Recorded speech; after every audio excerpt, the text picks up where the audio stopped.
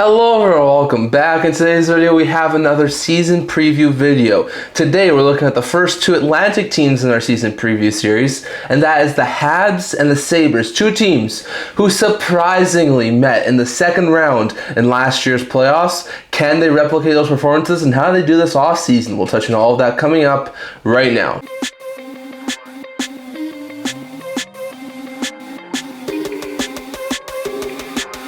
Hello everyone, welcome back to the video here at the End-to-End Talking Channel. If this is your first time joining us, leave a like on the video, subscribe, comment. We're trying to hit 750 subscribers in the very near future. I will never be able to do this for all of you guys. So if you haven't already, comment on the video. We'd love you guys' thoughts on the video, as well as like and subscribe. And also we have more videos coming out in the very near future, so stay up to date with the channel if you want more hockey content. But in today's video, we're looking at the Buffalo Sabres and the Montreal Canadiens for our season preview series. The first two Atlantic Division teams and two teams who I think could be dominant in that Atlantic Division for years to come. So as per usual, we'll look at their past year's stats. We'll look at how they did the off-season additions and subtractions from the past off-season, some big trades. Look at their top three picks from the 2026 draft. We'll look at if they completed the things they said in my off-season preview video they should do to improve and get better for this upcoming season. I'll view my projected lineup as well as my off-season grade for both these teams. So we're going to start here today with the Montreal Canadiens. Now for the Habs last year, great season. Nearly won the Atlantic Division, but still finished with a really good record, having a 48, 24, and 10 record for 106 points.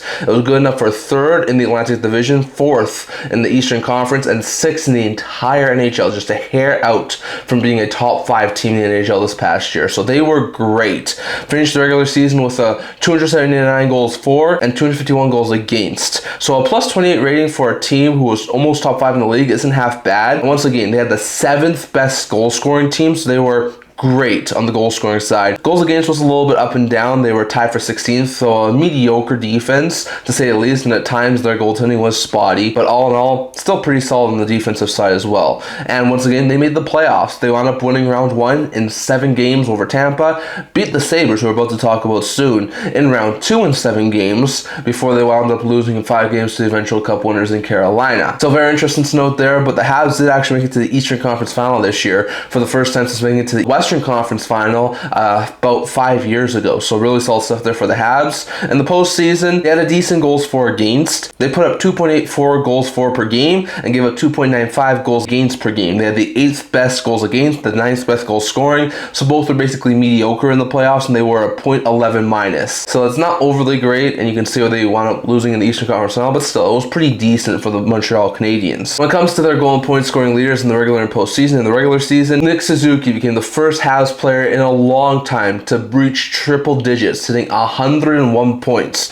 followed by Caulfield, who had 88, and Lane Hutson, who had 78. Meanwhile, when it comes to their goal scoring, Cole Caulfield was the first Hab player in a very long time to break the 50 goal plateau, hitting 51 goals, followed by Slavkovsky, who had 30, and Suzuki, who had 29. So you can see their point drivers, Suzuki, Slavkovsky, Hutson, and Caulfield, as usual, their point drivers from this past season. In the postseason, Nick Suzuki led the way with 16 points, tied with Lane Hutson, who also had 16 points, and Cole Caulfield with third with 13 points in the playoffs. Meanwhile, goal scoring wise, Newhook led the way with 7 goals, followed by Caulfield and Slavkovsky, who both had 6 goals. So once again, you can see those big guys did come to play. They weren't as effective, especially in the Eastern Conference Final, but still some really good goal and point scoring leaders from the Montreal Canadiens, but those were their goal and point scoring leaders in their stats from this past year. Next one over to their offseason additions and subtractions. It's not a long list here. The Habs made a couple of trades, but basically all lower end deals, and they didn't really make a whole bunch of improvements. They added Sam Poulin from Edmonton,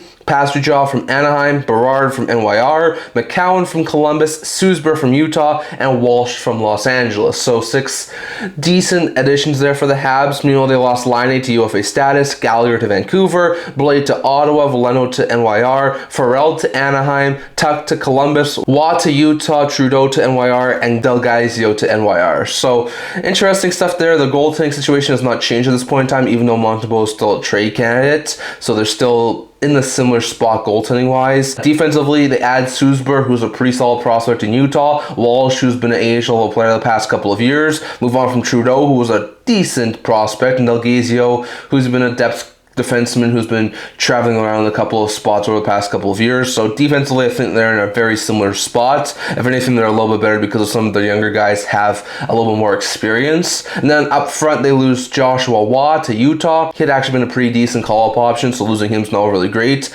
Luke Tuch, Sean Farrell, two guys who I think still had bright futures, but were basically AHL players last year. Joe Veleno was actually a pretty solid fourth-line spare forward last year for the Habs. Sammy Blais, who at times was a decent bottom six forward for the Habs. Brendan Gallagher, who had been a veteran leader for that Habs team for quite some time, been a long-time Habs player, and was a decent fourth-liner last year at certain points. And Patrick Laine, who only played 5 games last year, so losing him isn't terrible. Meanwhile, they add Hunter McCown, who looks to have a bright future from the Columbus Blue Jackets. Sam Poulin, who was a former first-round pick and maybe still has like bottom six potential for the Habs. Pastujov, who was acquired from the Ducks, and Berard, who was acquired from the Rangers. And I think Berard has a very likely chance of making the NHL lineup this year. So once again, I do think they lost a little bit of depth on the forward group, and it's not as deep as it was last year, but I don't think they really got a ton worse.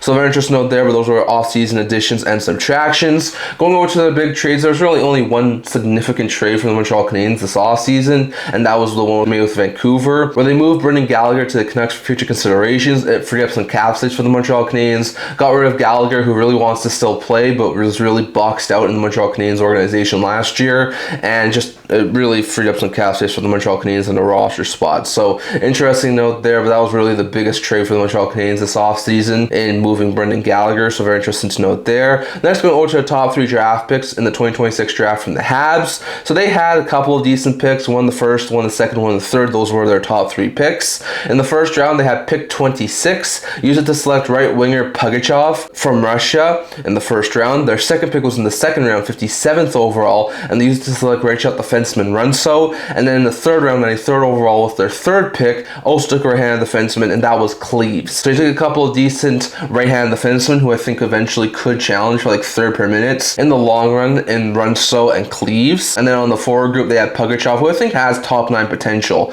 for the Montreal Canadiens, even though he was a little bit of an off-the-board pick in the first round. So some interesting pickups here for the Habs in the 2026 draft, getting Pugachov, Runso, and Cleves. So very interesting to note there. Next, going over to the 3 things I said in my off-season preview video this team should do to improve and get better for the upcoming season. Now, the first thing I said this team should do was to find a second-line center. Like I said, this is something that the Habs have been looking for quite some time. I do believe Michael Hage in like 2 to 3 years will be their second-line center, but they really do need a stopgap instead of trying to have guys like Newhook or Deneau or Doc try and fill that second-line center hole. So I said they should go after someone like a Trocheck or a Larkin, Elias Pettersson, and there was a couple of other guys who were being mentioned too, but at this point in time, they have not added a second-line center. So that is not something that's happened for them, so that was an X on the checklist. The second thing I said this team should do was to get some cap space, moving guys like Gallagher or Deneau or Anderson, who are entering the final area of their deals, or Montembeault on the goaltending side. And they did, to some extent. They did move off of Brendan Gallagher, freeing up some cap space. Guys like Deneau, Anderson, Montembeault remain on their roster, but it did at least free up some cap space, so I guess you could say they did do that. And the third thing this team should do is to add some more bottom 6 help, some rough and tumble, hard to play against forwards who can really help on the fourth line. And I think they did that to some extent. Brett Berard had a really solid stint with the Rangers last year at the NHL level, and looks like he could be that sort of enforcer type forward for the Montreal Canadiens, and I think that could be a really solid addition. But besides Berard, didn't really add anyone who's going to be NHL ready this upcoming season. So I think they did it to some extent. I would like to see him add maybe another bottom 6 forward, but I think to some extent they did wind up doing this. So very interesting note there, but I guess technically they did wind up completing 2 of the 3 things I said in my offseason preview they should do. So good stuff there for the Habs. Next, going over to my lineup projections for the Montreal Canadiens for a 26-27 season. Now, once again, by the time the season starts, it could look completely different, but at this current point in time, here's my lineup projections for the Montreal Canadiens. Line 1 is their line 1 that's been there for a couple of years now, and that's Suzuki, Caulfield, Slavkovsky. It's not broke. Don't fix it. Caulfield's a good goal scorer. Suzuki a good playmaker. Slavkovsky's the net driver, big body, net front presence. I think that's a really solid first line. Don't break it up. Second unit, I would have Newhook playing with Texier and Demidov. That could be a really solid second unit. I think Texier showed some really good flashes last year. Newhook was brilliant, especially in the playoffs. And Demidov is a monster, a Calder Cup finalist from this past year. So that could be a really solid second line. Third line would be Anderson playing with Tuch and Bolduc. Another really solid line. Bolduc's a really solid sniper. We showed that in the past. And then Tuch, hopefully he can stay healthy. I think it'd be a really solid 3C if he can stay healthy. And Anderson's a really solid veteran, so I could see that'd be a really good line.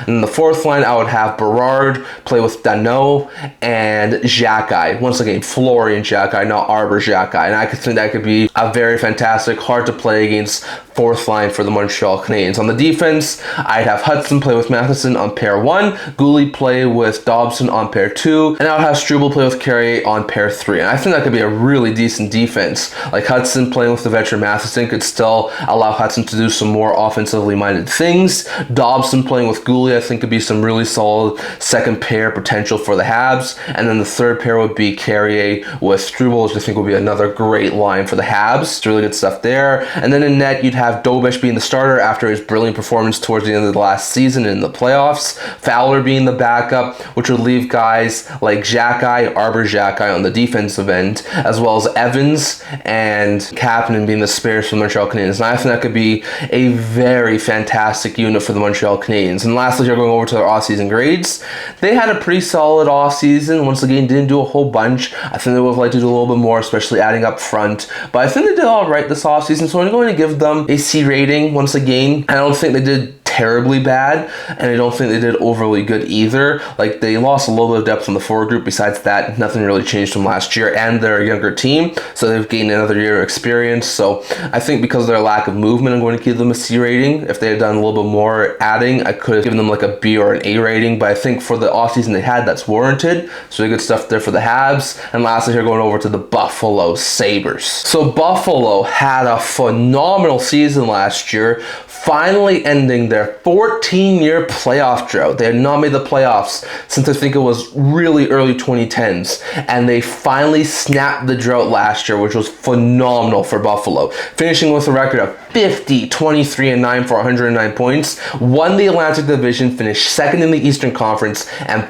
fourth in the entire NHL, only behind Colorado, Dallas, and Carolina. Buffalo was brilliant last year, and they had a phenomenal season. The first quarter of the season was a little bit rocky, but after that, they turned on the Jets, and they flew into the playoffs. So really good stuff there for the Sabres. Offensively, they scored 283 goals for. Well, they had 240 goals against defensively, so plus 43 for the Buffalo Sabres is a great piece of work there from Buffalo. 5th best goal scoring team, tied for 10th best goals against team. Both stats were in the top 10. Great stuff there from Buffalo. In the postseason, they had a 3.31 goals for per game and a 3.00 goals against per game. So they had the 6th best goal scoring, but the 9th worst goals against. So once again, they were a plus 0.31 in the postseason, which is good. It just wasn't enough to get them very far in the playoffs. Once again, they were able to make the playoffs, beat the Boston Bruins, and 6 to win their first playoff series, and I think it was like 19 years. And then their magical run would come to an end at the hands of, like we talked about, the Montreal Canadiens, losing to them in 7. So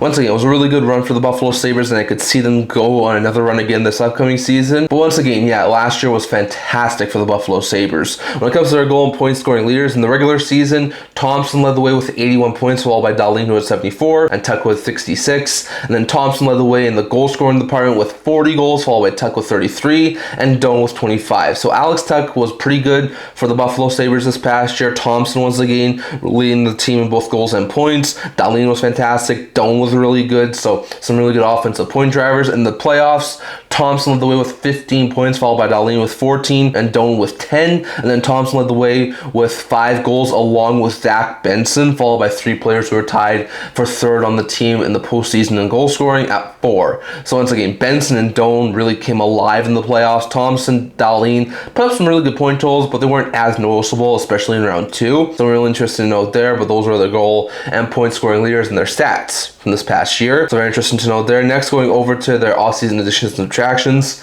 Unlike Montreal, this is a very long list. They add Sheary from NYR, Paulin from Colorado, Zellweger from Anaheim, Crevier from Chicago, Gilbert from Ottawa, Villalta from Utah, the 4th and 20th overall pick in the 2026 first round, plus a Sharks 2027 third rounder and an Oilers 2028 third rounder from this past offseason. Meanwhile, they lost Alex Tuch to Washington, Pearson to UFA status as well as Lesizhny, Dune to Washington, Wahlberg to Anaheim, Greenway to Chicago as well as Byram, Luke Schenn to Vancouver, Stanley to UFA status, Kesselring to San Jose, Zach Jones to Utah, Devin Levi to Edmonton, the 27th overall pick in the 2026 draft, the 45th overall pick in the 2026 draft, and a 7th rounder in 2028 that is their own. So, like I said, long list of what they've done. They acquired a couple of decent mid-round picks in the future, plus a couple of first-round picks from this past year's draft, so that was pretty good. They wound up signing Matt Villalta to help them replace a little bit of lost depth in the goaltending core. Meanwhile, they traded Devin Levi to Edmonton. Now, I don't think Levi last year definitely was not a huge impact factor for them, and I don't think going forward the next year or two he was really going to be important. I think long-term this could hurt the Buffalo Sabres, but I don't think losing Levi and adding Villalta is really going to hurt the Buffalo Sabres this upcoming season. They lost Zach Jones, Michael Kesselring, Luke Schenn, Logan Stanley, and Byram on the defensive end, while adding Dennis Gilbert, Louis Crevier, and Olen Zellweger. So definitely lost a lot of depth, I will say that. Once again, I think Zach Jones and Dennis Gilbert, two guys who are most likely AHL players but could be call-up options, will sort of replace each other. So that's not too bad. Now they lost Kesselring, who spent a lot of the season on the bench last year due to injuries, Stanley and Schenn, who were both in-season acquisitions and both didn't really do overly well in Buffalo. Both got some playing time on the third pair, but like neither one was overly great in the Buffalo Sabres organization. And Byram had a great season last year, especially in the playoffs. Meanwhile, they add Louis Crevier and Olen Zellweger, two guys who both put up 20 plus points last year. Zellweger, I think, is a couple of years younger than Crevier. Both, I think, could be solid top 6 defensemen. I know they lost Byram, plus a couple of in-season acquisitions, and Kesselring, who really didn't play a whole bunch last year, but I actually think their defense looks better right now than what it did at the beginning of the offseason. Like, I think that defense is still really stacked, even with the loss of Byram. So even though they did lose Byram, I'm going to say their defense actually got a slight bit better than they did last year, so very interesting to note there. And lastly, on the forward group, they lose Greenway, Wahlberg, Dune, Lesizhny, Pearson, and Tuch, while adding Sheary and Paulin. So definitely did lose some depth on that forward group. Sheary is a decent call-up option. Paulin's an AHL level player, so they're going to replace guys like Pearson, who was an in-season acquisition, Lesizhny, Dune, and Wahlberg, who are all AHL level guys. But they didn't really replace the other guys they lost in the forward group, which was Jordan Greenway and Alex Tuch. Tuch had a fantastic season last year, so I would have liked to see him add maybe one top 9 forward to help replace the loss of Alex Tuch. Greenway was a bomb 6 forward who had some injury problems last year, so I don't think losing him is overly hurtful, especially if a guy like Justin Danforth can stay healthy this upcoming season. But yeah, losing Tuch, not really replacing him, is definitely going to leave a blow in the forward group. But those were their additions and subtractions for the Sabres from this past year. Big trades. I think the Sabres made 3 big trades. Trading with the Ducks, acquiring Olen Zellweger for a second, and Anton Wahlberg. That was a great move from the Sabres. Wahlberg, I think, eventually could have been a decent bomb 6 forward for the Sabres, but I don't think in that forward group he was ever getting very much playing time. And Zellweger, I think, is going to be a great addition for the Buffalo Sabres. The Byram deal, moving Byram and Greenway to get a first-round pick, a second-round pick, and Crevier. Moving that second-round pick to get Zellweger was great. The first-round pick is Rudolph. He's going to be a beast to play against in a couple of years' time. They get Crevier, who's going to be a really solid third-pair guy this upcoming season. All in all, solid stuff there from the Buffalo Sabres. And they also trade Alex Tuch to Washington, getting a third-round pick, and Camp, who left as UFA. In return, once again, they were never going to bring back Alex Tuch with the money he was asking for,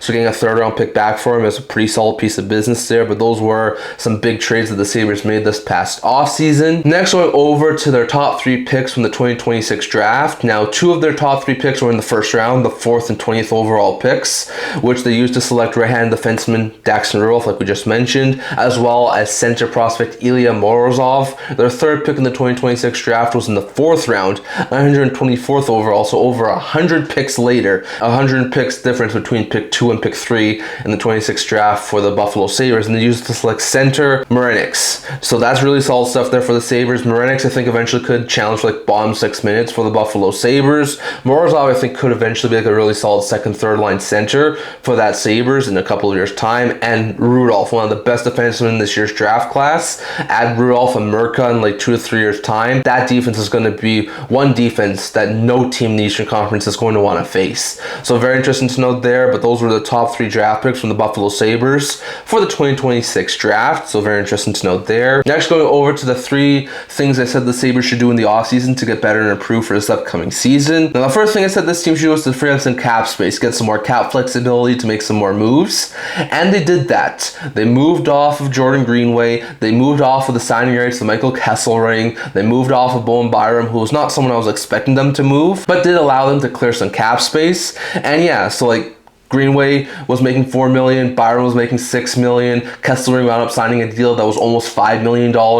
So like all in all, those are some really good cap clearing moves there from the Sabres, and they did complete the first thing I said they should do. The second thing I said this team should do was to figure out their tandem going forward. Now I think they've done that to some extent. It looks like they will be going into this upcoming season with a 3-goalie tandem again, with Ellis and Laine and Ukko-Pekka Luukkonen. Now Laine's only got 1 year left on his contract, so I think after this year they'll probably walk away from Laine and have a Ellis, Ukko-Pekka Luukkonen tandem. There's still been some talk of them going after Connor Hellebuyck, which if they add Hellebuyck, a Hellebuyck-Ellis tandem could be really good. So we'll have to wait and see on that. Not going to say it's a guarantee that their goaltending is locked in stone, but I think they have an idea of what their goaltending is going to look like for this upcoming season. So very interesting to note there. And the third thing for this team to do is to move some picks and prospects that they have to acquire a legit top 6 forward, especially if they had lost Alex Tuch, which they did, and they have not added that top 6 forward. Like I said, Sherry, Pollan aren't even NHL forwards, I think, at this point in time. So all in all, I do think to some extent they still have a really solid forward group, but they didn't replace Alex Tuch at a top 6 forward, so that's another X on the checklist. So once again, Sabres did a couple of things that this team should do,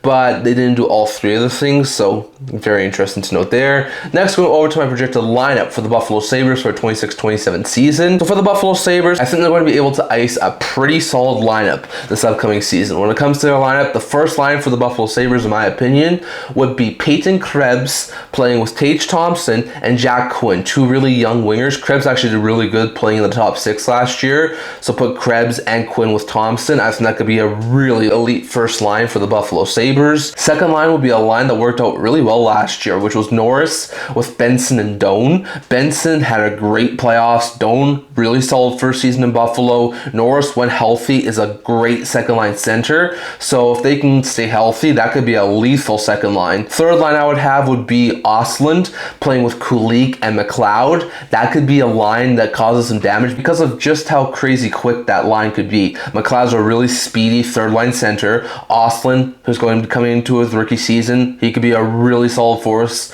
He did great in his first few playoff games. And then Kulik, coming off of a season-ending injury this past year, I think might need a couple of games to get up to speed, but he has shown top 6 potential in the past. So that could be a really solid third line. And the fourth line would be Jason Zucker playing with Sam Carrick and Beck Mallinson, a couple of really solid veterans who can really produce well on that fourth line. So that could be a really elite offense for the Buffalo Sabres. Defensively, I would have Samuelson play with Dahlin, I would have Power play with Metsa, and I would have Crevier play with Zellweger. That could be a lethal defense for the Buffalo Sabres. Samuelson and Dahlin work so well together. That could be really good. Metsa did fantastic last year in his first taste of NHL action. Pairing him with Owen Power, I think could be a really solid there for the Buffalo Sabres. Then you have the new acquisitions of Zellweger and Crevier playing together. Crevier's a little bit more defensive minded, Zellweger a little more offensive minded. I think that could work really well as well. So very interesting to note there, but those are my D pairings for the Buffalo Sabres.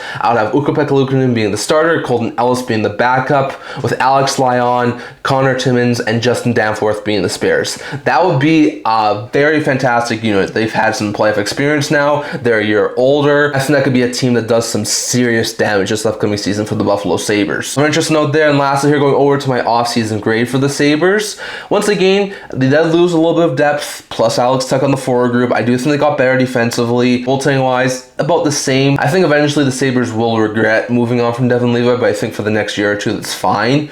So all in all, I'm going to give them a C+ rating. Basically because I think they got their defense better, because they have some really solid young players that I think might be able to take over for Alex Tuch, even though they didn't really replace him, and because of the fleecing that they gave the Chicago Blackhawks for Bo and Byram. They absolutely got a haul for Bo and Byram, and I think won that deal. So because of all this, I'm going to give them just a hair above average on the offseason grade. But I do think if they had maybe added a top 6 forward, maybe got one more third pair defenseman, maybe have acquired Connor Hellebuyck at this point in time, I would have bumped them up to like a B, A level rating. But I think for the offseason they've had so far, it's warranted. So very interesting note there. But those are my thoughts on the Sabres and the Habs going into this upcoming season. And I would love to hear your guys' thoughts down in the comment section below. Do you think the Sabres and the Habs improved this past offseason? And could you see these two teams once again being the top 3 in the Atlantic Division and continue to be menaces to play against this upcoming season? Would love to hear your guys' thoughts on all of that down in the comment section below. That's all I'm going to talk about for today. If this is your first time joining us, remember to like this video. If you're like, remember to subscribe down below. Thank you for all of your support. I would never be able to without all of you guys. So if you haven't already, leave a like on the video, subscribe, comment. On top of that, we also have a blog talking about news, rumors, analysis, stuff like that. So check that out. Leave it in the description below. And can't wait to see you guys all for the next video. God bless y'all, and see y'all next one.